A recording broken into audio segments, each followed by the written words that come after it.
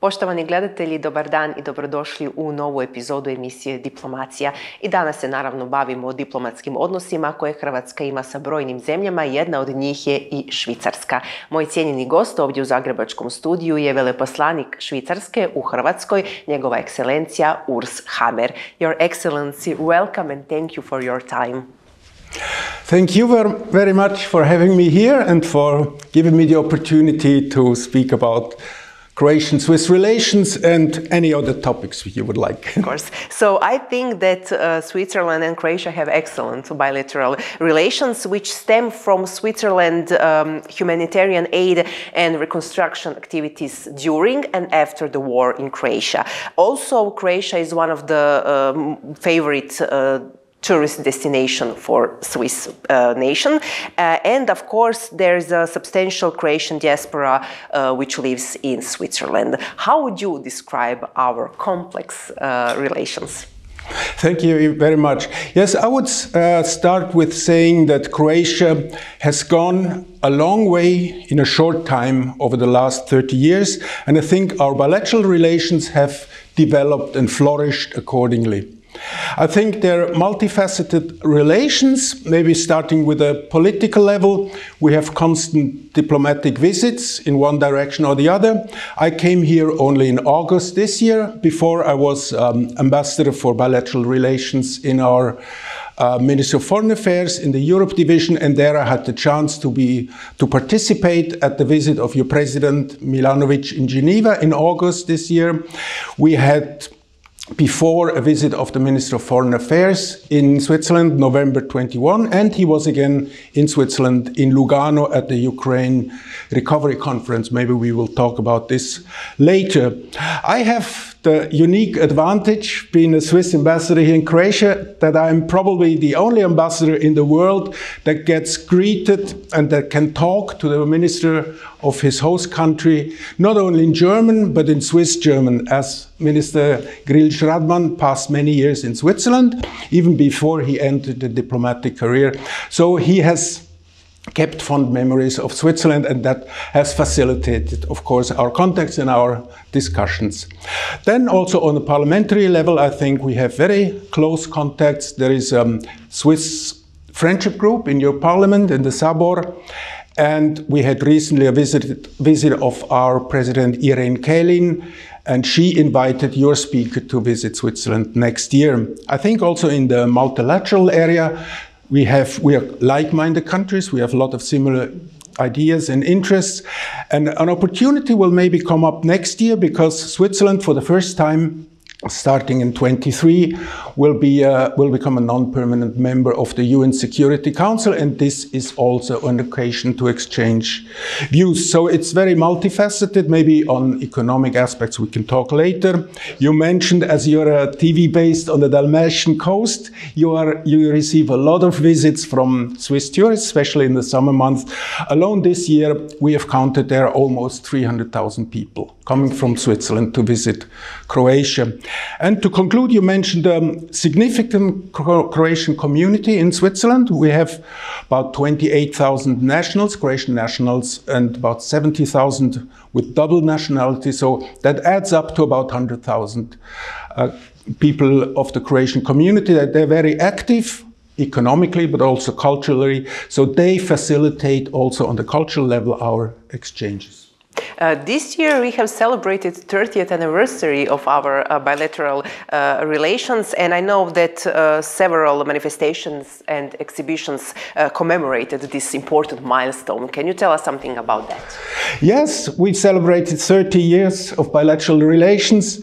We were not the only country, so yes. There was a certain competition, but still I think we could gain some attention of the Croatian public to these 30 years of bilateral relations.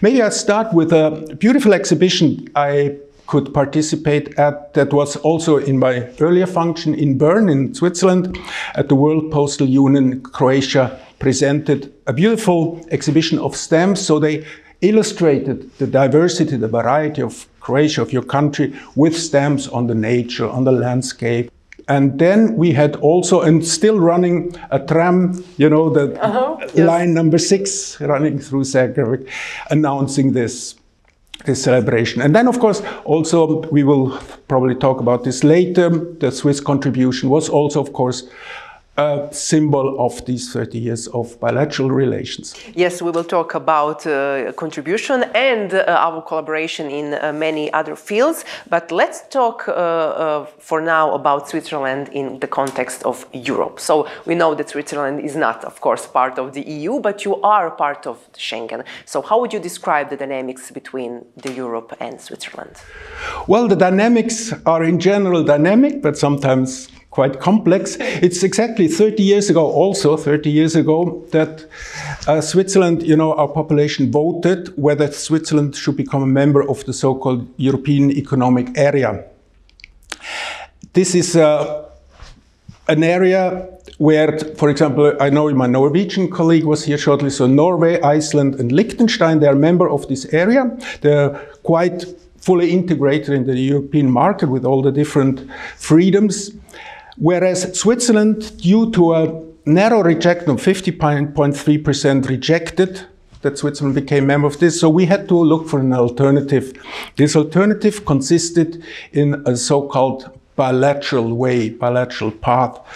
And so several years later, we were able to conclude 2 very substantive packages of bilateral agreements. The first package, for example, includes the free movement of persons with all EU member states. The second one, as you mentioned it, includes also our association to Schengen, which was also a very significant part. So then, this package has been concluded. We then further developed contacts. We saw how could we get further. Then there was, during several years, a discussion, negotiation on an institutional framework agreement between EU and Switzerland. We had a common text, but there were still some open questions, some considerable questions that could not be resolved, and therefore our government, the Federal Council, decided in May 2021 that it would not like to continue on this path of the institutional agreement. On the side of the EU, there was a certain negative reaction. As a consequence of that, also Switzerland, for the time being, is not associated anymore to the Horizon program. But then, on the other hand, both sides are, of course, fully aware that we need, being given the position of Switzerland in the heart of Europe, that we need to have good functioning relations. So our government came up with a new approach. We call it the so-called bilateral free package approach. And the idea is that you don't have a framework agreement, but you have in every agreement the institutional elements integrated, for example, like a cylinder that's integrated in these agreements. So now on this approach, we had overall 6 exploratory talks with the Commission in Brussels, and the 2 sides came closer. So we are hopeful that soon we could then enter into formal negotiations on this new approach, hopefully then finding a solution and hopefully then also being associated again to the Horizon program. You will. Speaking about functional relations between Switzerland and EU, after the Russian attack on Ukraine, Switzerland decided to follow the European Union sanctions imposed on Moscow. And that was the cause to talk about Swiss neutrality in the country and, of course, among international actors. What's your comment on this issue? Let me start by making a distinction between neutrality law, which is quite strict, giving the legal base what Switzerland can do and not do under the concept of neutrality. But then, on the other hand, we have the neutrality policy of neutrality, which gives certain room for maneuvering, which we are also used now under these different circumstancing at the same time strongly condemning this Russian aggression on Ukraine, and also, as you mentioned, taking over, I think now there are 8 different packages of EU sanctions. As a consequence of that, also, for example, Russia does not consider Switzerland anymore a neutral country, but rather a hostile country. But there was no alternative than taking over this sanction. And also this war has provoked discussions within Switzerland on the concept of neutrality. Should we adapt it? There was also a proposal, should we unilaterally be able to impose sanctions? And also on the security, on the military side, there are discussions whether Switzerland should reinforce its already existing relations with NATO. We are in the Partnership for Peace program. So discussions within Switzerland are going on these issues right now. Croatia is about to enter the Eurozone, and last week we found out that we would join the Schengen as well. Do you think that it will affect our relations between Switzerland and Croatia? Oh yes, it will affect them in a very positive manner, I'm sure. In the Schengen framework, I think we could bilaterally also, within this multilateral framework, increase our contacts, for example, in police cooperation, in migration policy.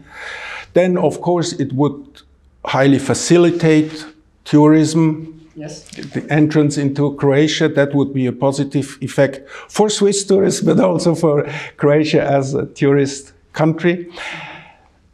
So there in Schengen, I see very positive effects. I mean, we are associated to Schengen, we are not full member, but nevertheless, of course, our side has strongly supported that Croatia became a member. So we're happy about this. We are also happy that you entered the Eurozone. And also there, it will be a facilitation of our bilateral relation. Subjectively speaking, for me, it will be much easier, because the franc and the euro are about at 1-to-1 parity, whereas for me before it was quite tricky always to calculate in kuna. And so we will see how this will affect my consumer behavior, whether I spend more or less. Probably more, but we'll talk about that in a month or two. Okay, our next topic is the so-called Swiss contribution. So it's basically, for our viewers, it's a big financial help available to the 13 members of the EU who joined the European Union since 2004. Recently we've signed the second contribution. So can you tell us how did it go with the first one and more about the second one? Yes. So let me start with the first one, which is still running until 2024, as you said. The idea behind this contribution, so the first package of Swiss contribution amounted to a volume of 1.3 billion euros, redistributed to those countries you've mentioned. So the first package for Croatia was about 42 million euros. And the idea behind this whole program and approach is that we want to promote the cohesion within the whole European Union, also given the fact that with this enlargement of the EU, Switzerland also benefited in the sense that it could trade with more countries and have more contact. So in Croatia, as I said, it's running until 24. We focused on certain areas which we had discussed with the National Coordination Unit. That's a unit responsible in the Ministry for Development and EU funds. So we discussed with them what needs, what priorities they defined, and then accordingly match them to the advantage we could give, the know-how we could contribute. So we focused in the first package on programs, for example, in water waste management in the Gorski Kotar area. This amount about half of the sum of the first contribution. This is still continuing. We then had a demining program, quite a large demining program, which is still running on. We promoted NGOs, the civil society. Also this will be continued. And in the area of research, for example, facilitating the access of Croatian small, medium enterprises to the so-called Eurostars program. That was also one element. So in the second contribution, I was really honored on the 18th of October to sign the according agreement with Minister Tramišak, and also to be honored to visit with her the next day these water projects I mentioned before in the Gorski Kotar area. So it gained quite some attention, and I think even if you compare the amount of 45 million now in the second contribution to the amounts of the EU funds, I mean, it's rather modest, but nevertheless we are convinced that it can make a significant difference by increasing the quality of life of, for example, those people living in the Gorski Kotar area, and thereby also maybe rendering the whole region more attractive for tourism, by diminishing thereby also that they migrate from this area. So this could be a significant contribution. We have a new element now, which is in the area of palliative care, so taking care of elderly people suffering from incurable diseases. There we have contact with an institution in Rijeka. Then we continue, as I said, the civil society program and also education of youth in matters of sustainable development. Now we have defined these broad outlines. We are now in the next phase defining together, still always together with our Croatian partners, concrete projects. I think a very important element for us was that it's always under the sign of a partnership, that it's not a Swiss authority saying you have to do this and this, but we look what are the needs, what are our advantages which we can bring in, and then we define together the program. And this was in the first contribution also already quite a successful approach. It's amazing. Yes, partnership is a strong word. Yeah. I agree. Talking about partnership, what about economy? So we said that Croatia is Switzerland's second biggest trading partner in Southeastern Europe. However, the volume of trade remains relatively small. What do you think we can do to improve that number? Yes, I agree with your assessment. Maybe to start with, in the area of investment, the picture is brighter in the sense that Switzerland is the fourth biggest investor in Croatia, and also Croatian investments in Switzerland are on the 14th rank, which is also quite remarkable. But I agree, in the area of trade, there's room for improvement, for increasing the volume of trade, which is now at about 600 million euros. And I think we have here a very good partner also in Croatia, the Swiss Croatian Business Association. I recently was at their annual meeting, and we have seen that there is an increasing interest of Swiss companies participating actively in this forum. We have about 50, 60 Swiss companies here in Croatia that are quite successfully working. But I think there is room for improvement in areas which are not yet as developed. I think maybe of the whole IT sector, where you have excellent people that have been educated in this area. I see it in the area, for example, of game industry. Here both countries are quite excellent and could contribute further and cooperate further. Another vast field which we are now exploring a little bit, because Croatia is having ambitions, and rightfully so, to become a regional energy hub for Middle and Southeastern Europe, with the terminal on the Isle of Kirk, but also with your evolution of renewable energies. So there I think we can also find maybe more Swiss investors investing in these areas. So energy is certainly one important area for future development. And then also, broadly speaking, the whole area of sustainable development. And I think also here, both countries have a lot to offer, and synergies can be found. So that's my ambition. Also, my ambition is not only to be active here in Zagreb, but really to discover the variety, the diversity, the fascinating differences that your country has to offer. And maybe also locally and regionally find areas where trade could be promoted. So our economic future is bright. I think, as I said at the beginning, you've gone a long way in a short time, fighting also difficult circumstances and getting stronger from this evolution. And now, with the Eurozone adherence with Schengen, you have the perspective of becoming maybe an OECD member quite soon. I think, yes, there are still challenges ahead, but I think the potential is definitely there to overcome these obstacles. Thank you. We already mentioned the Swiss nationals living in Croatia. There are about 1,462. They were at the end of 22. Maybe you have more recent numbers. But there is also a substantial Croatian diaspora in Switzerland. How are you satisfied with the position of minorities in both countries? In both countries. With regard to the numbers, they've slightly increased, maybe by 100, but not dramatically. Okay, so but still a positive trend. With regard to minorities, yeah, let me maybe start with minorities. And I think this is a parallel that both countries have, is the huge respect and also the rights minorities have in both countries. I had recently the chance to visit Daruvar. This was a Daruvar. There was an initiative by my Czech colleague. So we had the occasion to visit there the Czech minority. They have a look how the schools are running, how the kindergartens are running. Really, I was impressed by the establishment, also by the enthusiasm of the teachers, of the pupils, the students there. So really, this was a very good example how minorities are integrated while keeping their own identity and speaking both languages, which of course is a benefit for them.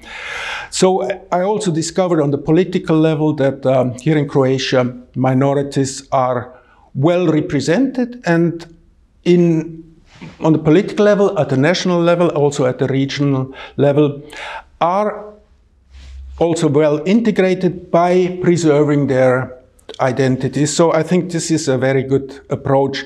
And I think similar to Switzerland, we have a long tradition of having minorities. You know, we have 4 official languages, which are German, French, Italian, and Rätoromanic, which is from the canton where I came from Grisen. So it's a small minority, but a lot of efforts are done to preserve this language and this culture. But then, of course, we have also many other minorities. We spoke about the significant Croatian community. There is from the ex-Yugoslavia, starting from then, there was also immigration from other countries of the Western Balkans, from the regions. Then we have quite significant immigration from other EU countries, especially the neighboring countries, Germany, Italy, France. So there is quite a variety in the diversity and also of minorities within our country. And there's also a huge respect for minorities.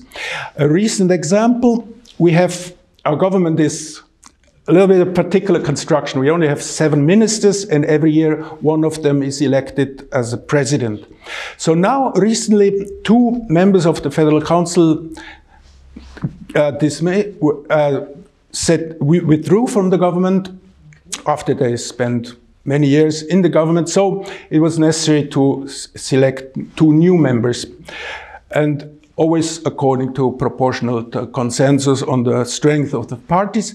But now what happened was that every party, in this case the Socialist Party, came up with 2 propositions. 2 ladies, one from a German-speaking country, one canton, the other one from a French-speaking canton. And already we had a proportion of 4 German-speaking and 3 French-Italian-speaking. But nevertheless, the parliament decided, well, we prefer to elect the lady from the French-speaking part. So now we have a French, Italian-speaking majority, although you have in the population 62% German speakers. So respect for minorities, and I think this is also important for the cohesion of the whole country. Of course it is, yes, I agree. You've been in Croatia for 3 or 4 months now. Yes, it's not a very long time, but I think you got the sense of Croatia, at least for a bit. What would you say about our culture, our food, music? What would you say about Croatia, living in Croatia? Living in Croatia.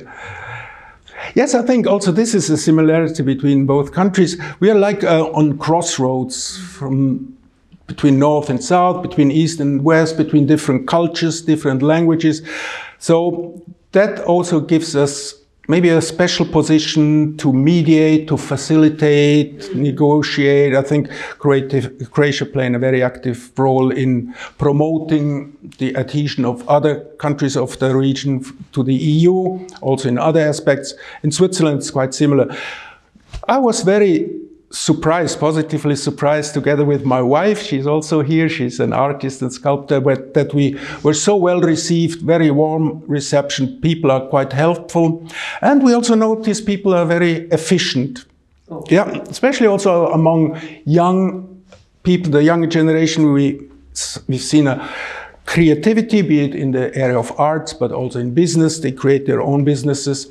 And I think the quality of life, of living here is very high. You spoke of food, of gastronomy. I think we're almost in a gastronomic paradise because, you know, you can get everything from fish, from high quality and traditional receipts, or you combine the advantages of the Mediterranean with the heritage of the Austro-Hungarian Empire. So, for example, in Samobor, we tasted the Kremsnitter, excellent. You have? Yeah, and it was okay. Good to know. So we're looking forward to further explore also the wines you have, really marvelous. And also with regard to culture, now that the Christmas market is really something special here. I mean, we've visited other Christmas markets before, but this one is really unique in a sense that the decoration, the devotion given to this Christmas market, not only by the organizers, but by everybody who's participating, is really special, it's joyful, it's cheerful. So we really enjoy being part or being able to participate in this to hear. Christmas and market. What about the other way around? You must have heard Croats talking about Switzerland. Do you hear something wrong, or do you think that they have a right perception of your country? No, I think in general, Switzerland has a positive image, and also we met a lot of people who have either once lived in Switzerland or have relatives there. Also among diplomats, many people have served in Bern or especially in Geneva, where we have many UN organizations and sub-organizations. So there are many links. Also when I spoke to members of this friendship group in Parliament, they also have different links. So I think, yes, in general, we have a positive image of also, of course, Croat people who went for their holidays to Switzerland to do some skiing or so. It's the time right now. Yes, exactly. Yes, we have quite some snow now. Yes, do you really? Yeah, about 20 centimeters and more, and in the ski areas. Do you miss snow here in Croatia? Well, we had one on Sunday, yes. Okay. but... Okay, we are near the end of the show, and at the end I always leave the question about football. Do you watch the World Cup? I know, unfortunately, Switzerland is not in the cup anymore. Not anymore, yes. But they were amazing. And do you watch Croatia? Oh, yes, I watched every game. And of course, you know, at our embassy we have not only Swiss nationals, but also Croatian nationals, some with double nationality. So we cheered for both teams. And, well, we still do for the Croatian team, of course. And I was really... I mean, I followed the World Cup 4 years ago. Already then it was a huge success, but also this year. What I admire most, I mean, apart from the technical skills, which are of course there, I think is the spirit of the team. This never give up approach, this determination, this perseverance, and also this spirit of teamwork and of fair play. Especially if you compare to certain other teams, this is really... And I think this helped the Croatian team to get that far. And of course, hopefully we will see them in the final again, and then the success story will continue. And it's also really an excellent tool for your country branding. I mean, you have such a gained better reputation and knowledge about Croatia through that. That's amazing. I read on Sunday in one of the most important Swiss newspapers, the Neue Zürcher Zeitung am Sonntag, there was a whole page, a portrait of Luka Modric, also explaining how he evolved, how he still kept modest, what the difficult youth he had, and how he became stronger through this experience. And I think this is also a very good example of sportsmanship and also of an individual process which can be admired. Thank you for those kind words, and thank you for your time today, and I hope you'll have a great career in front of you, and we wish you all the best. Thank you very much for having me here. Thank you. Thank you. Poštovani gledatelji, došli smo i do kraja današnje emisije Diplomacija. Još jednom hvala mom cijenjenom gostu i do sljedećeg petka. Lijep pozdrav, ostanite uz program televizije Jadran.